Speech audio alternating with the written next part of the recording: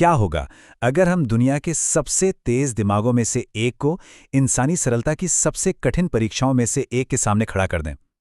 आज हम ठीक यही करने वाले हैं।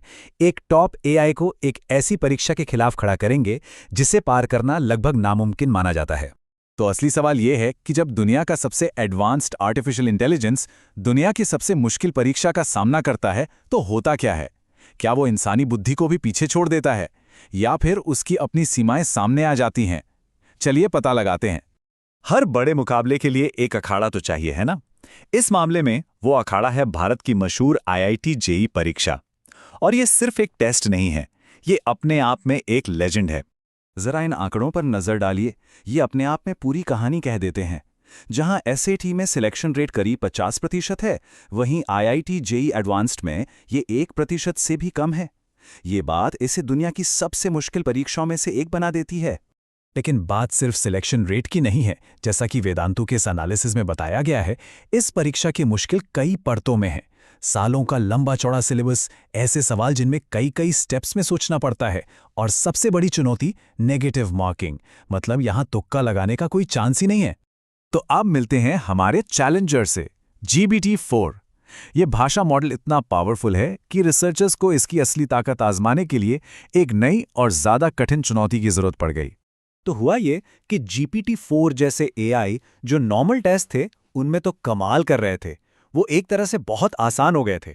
इसलिए इसकी असली हद जानने के लिए रिसर्चर्स ने इसे जेईई जैसी परीक्षा के सामने लाकर खड़ा कर दिया। अब जो बात वाकई में हैरान करती है वो है परफॉर्मेंस में जबरदस्त गिरावट। देखिए, एमएमएलयू और मैथ जैसे स्टैंडर्ड टेस्ट पर GPT-4 का स्कोर काफी ऊंचा है, लेकिन जैसे ही इसे जीई बेंच पर उतारा गया, जो खास आईआईटी जेईई के सवालों पर बना है, स्कोर धड़ाम से नीचे आ गया। ये दिखाता है कि ये परीक्षा एआई के लिए भी कितनी बड़ी छलांग है। तो मंच तैयार है, चैलेंजर तैयार है। चलिए देखते हैं कि जब GPT-4 बिना किसी मदद के पहली बार इस परीक्षा का सामना करता है तो क्या होता है। और पहली कोशिश में इसका स्कोर क्या रहा? सिर्फ 30.9%। ये स्कोर चौंकाने वाला है, खासकर एक ऐसे एआई के लिए जो बाकी टेस्ट में लगभग टॉप कर चुका है। तो आखिर गड़बड़ हुई कहां? तो चलिए अब जरा पोस्टमार्टम करते हैं। रिसर्चर्स ने जब एआई की गलतियों को गहराई से जांचा तो उन्हें 3 मेन तरह की गलतियां मिली। सबसे पहली और सबसे आम गलती थी कॉन्सेप्चुअल एरर।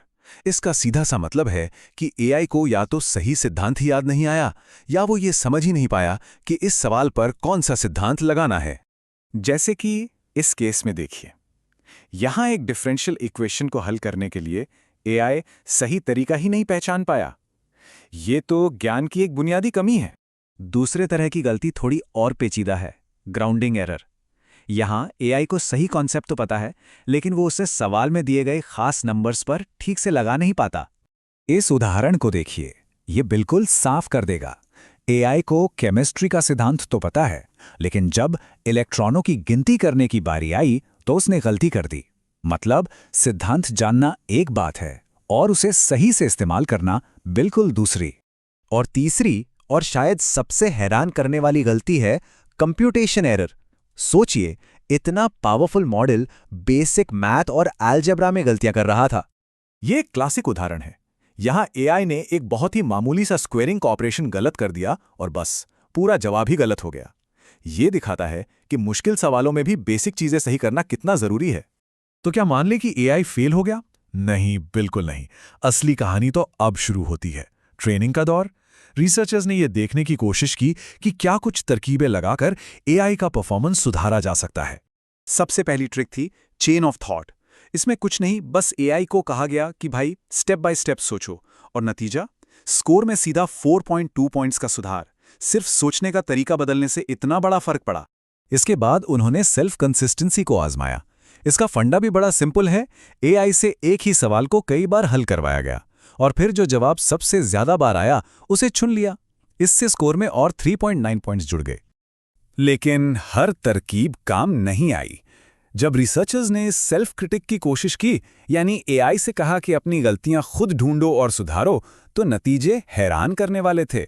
ये स्टडी का एक सीधा कोट है जो बताता है कि ये तरीका बुरी तरह फेल हो गया।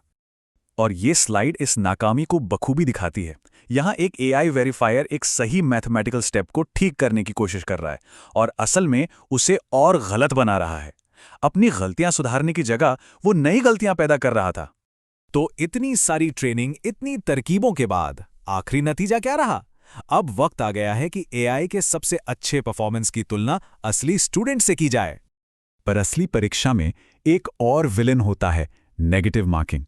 तो रिसर्चर्स को एआई को रिस्क लेना सिखाना पड़ा। उन्होंने एक कॉन्फिडेंस थ्रेशोल्ड सेट किया ताकि एआई खुद तय कर सके कि कब जवाब देना है और कब सवाल छोड़ देना ज्यादा समझदारी है। और ये रहा फाइनल रिजल्ट। इन सारे सुधारों और रिस्क मैनेजमेंट के साथ GPT-4 का स्कोर इतना था कि वो 2023 की परीक्षा में बैठे असली स्टूडेंट्स के टॉप 10 से 20% में आ जाता। ये वाकई एक बहुत बड़ी कामयाबी है।